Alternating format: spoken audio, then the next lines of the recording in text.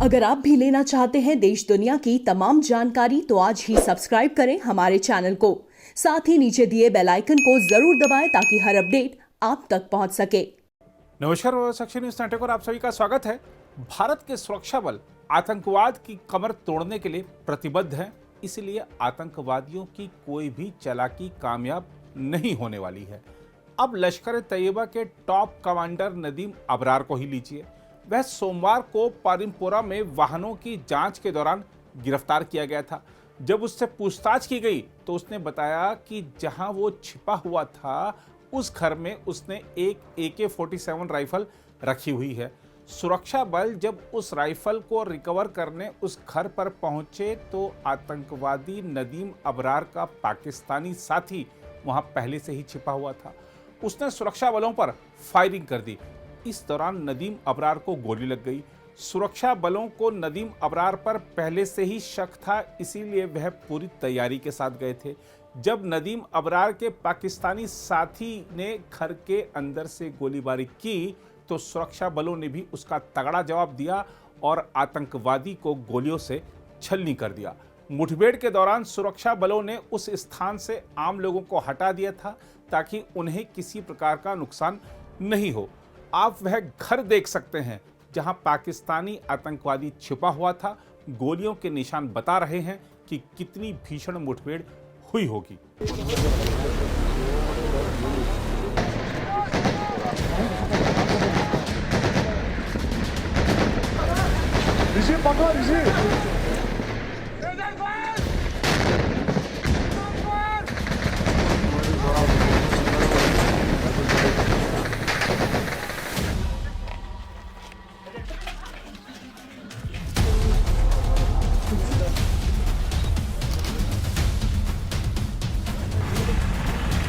उधर कश्मीर के पुलिस महानिरीक्षक विजय कुमार ने दोनों आतंकवादियों के मारे जाने की पुष्टि करते हुए इसे सुरक्षा बलों की बड़ी कामयाबी बताया।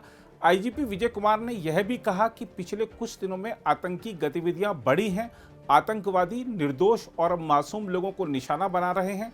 वो नहीं चाहते कि घाटी में अमन हो। उन्होंने कहा कि यह सब ISI के इशारे पर हो रहा है। जैसा कि हम लोग जानते हैं, कल जो त्राल में एक इंसिडेंट हुआ था जिसमें हमारे एक SPO को शहीद कर दिया गया। और जब उसकी वाइफ और बेटी बचाने आई तो मिलिटेंट ने उसको भी अंधाधुंध फायर किया, उसको भी शहीद कर दिया। उसमें जैश मोहम्मद का एक पाकिस्तानी मिलिटेंट था और एक जैश का लोकल मिलिटेंट उसमें इन्वॉल्व था। उसको हम लोग आइडेंटिफाई कर लिए हैं, पीछे पड़े हैं, ट्रैक कर रहे हैं। बहुत ही जल्दी उसको हम लोग न्यूट्रलाइज कर लेंगे। मिलिटेंट ने ये दिखा दिया कि कितना ही बारबरिक होता है। ये TRF वाले जो क्लेम करते हैं, इनोसेंट को मार को क्लेम करते हैं कि ये इन्फॉर्मर था, मुखबिर था, ये शो करता है कि जो कितने लोग बारबरिक हैं, कितने झूठ बोलते हैं, कितने लोग दुष्ट हैं। लोग उनकी वाइफ चाहे बेटी कोई किसी का सोर्स नहीं थी। हस्बैंड भी SPO था, बेचारा नौकरी कर रहा था पुलिस में। पुलिस करना, नौकरी करना कोई गुनाह नहीं। अगर कोई पुलिस वाला एंटी टेररिस्ट ऑपरेशन में भाग लेते हैं तो वो भी गुनाह नहीं, उनका ड्यूटी का पार्ट है। जबकि बेचारा वो कोई एंटी टेररिस्ट ऑपरेशन में इन्वॉल्व नहीं था, वो सिंपल एक SPO था। गरीबी की हालत में लोग नौकरी ऐसा करते हैं पूरा। ये मिलिटेंट का असली चेहरा है।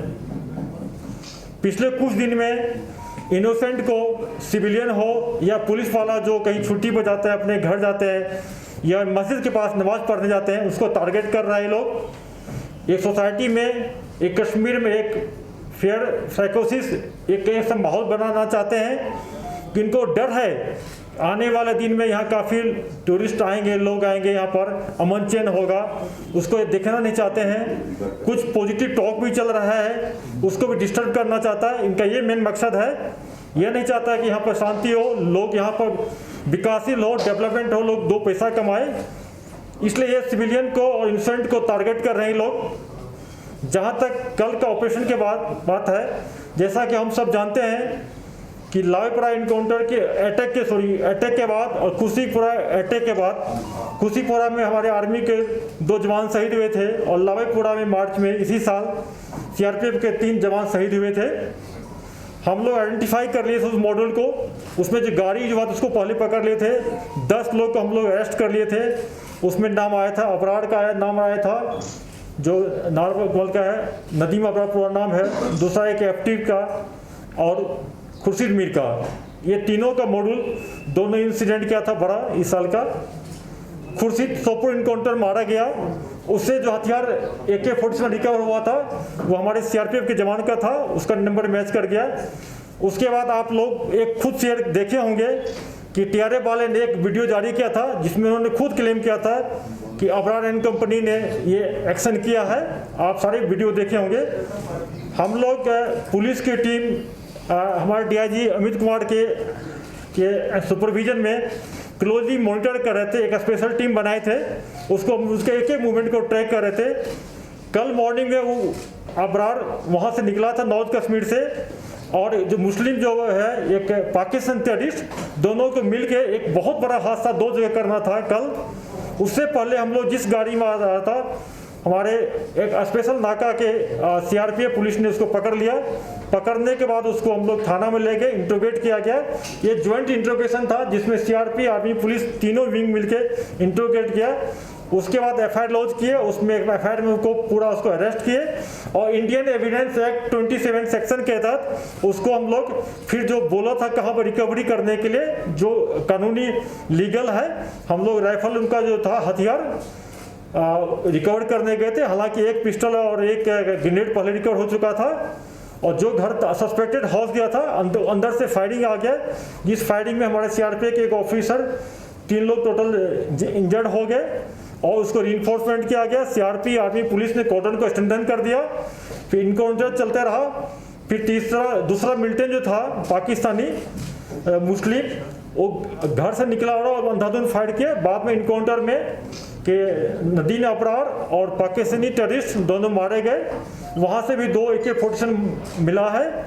ये पुलिस और सिक्योरिटी फोर्स के लिए बहुत कामयाबी हो, क्योंकि ये मॉड्यूल जो था ये पाकिस्तानी और ये नदीम अबरार, इसका टारगेट था कि बार बार इस एक्सिस पर नारवल से लेकर हैदरपुरा के बीच में बार बार एनिस को टारगेट करना, सिक्योरिटी फोर्स पर हमला करना और वेपन स्नैचिंग करना, यह इनका टारगेट रहा है। इसके लिए मैं अपने सिक्योरिटी फोर्स को बहुत मुबारकबाद देता हूँ।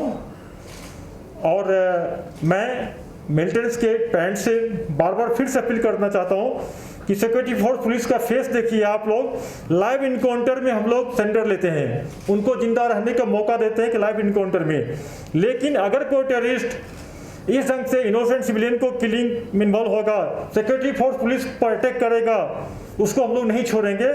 पूरा इंफॉर्मेशन जनरेट करके उसको न्यूट्रलाइज करते रहेंगे।